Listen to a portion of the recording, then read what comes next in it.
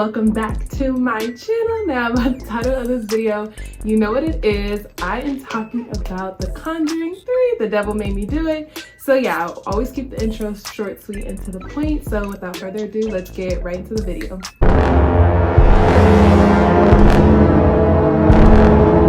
Okay guys, so I just recently seen this movie. I know it's been out for some time and I'm pretty sure most of you guys have either already seen it or watched another review if you were interested in it or not. I figured no matter how long it's been out, I might as well do a review because it's still, you know, like a fairly new 2021 movie. So yeah, why not review it? Like, who cares? So yeah, first thing that I will say about this movie is that it is literally the best Conjuring out of all three of them. Like, I've literally seen the first one and second one multiple times. Yeah, this movie, child, is good. This movie is different in comparison. First off, just because of the simple fact that the like quote unquote villain in this movie is not a ghost, it's an actual person. So that adds a different element to the film that, you know, you typically don't see in scary movies that deal with possession or demons or things of that nature, or the spiritual realm. So that's really neat. And also too, the movie in general just has a very clear, concise plot. It's easy to follow. There's no real major holes where you're like, what does that mean? What does this mean? And also too, it's a movie where you don't have to see the first two. It is a standalone movie, which is one thing I praise and love about franchises or sequels, is that the movies that you make after the original are standalones, and it's so hard to find those nowadays. This is easily a standalone movie. You do not have to watch the first or second one. In terms of how scary it is, the thrill, edge of your seat, definitely edge of your seat. Maybe because like I've become desensitized over the years. Maybe it's just me like watching a bunch of movies like that I get like less and less scared, but still like really good film. Definitely scary. You know, Ed and Lorraine Warren, like, you would think that they were a real couple in life, like the actors. Ding, boom. Chemistry on screen is so realistic and genuine, and it's probably because they have done movies already together. You know, considering the first two movies, you know, they probably like are comfortable with each other and are so used to being around one another and acting in those roles specifically, that in the third one it's, you know, just they just really, the acting like of them as a real couple is spot on.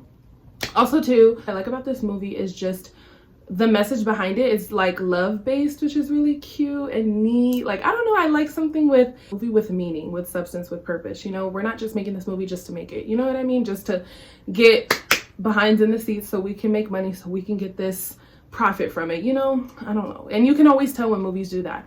So I definitely like this movie for that reason. It gives me very much like Twitch's One vibes when they were like, it wasn't light, it was love.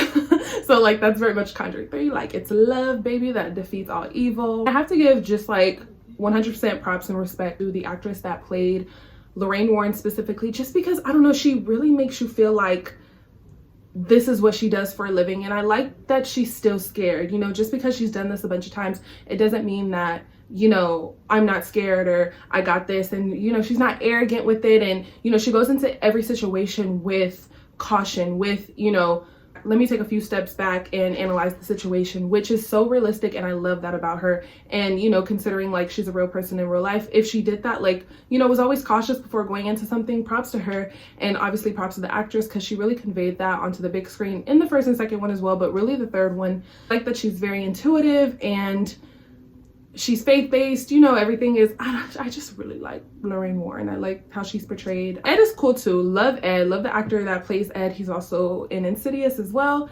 If you know, you know. I had like questions people were asking about this movie, so I could just like knock it off. But yeah, for the most part, what I wanted to say is what I said in this review. And yeah, it was just a really solid, good film. And I'm gonna give it a 7.5 out of 10. 2 thumbs up.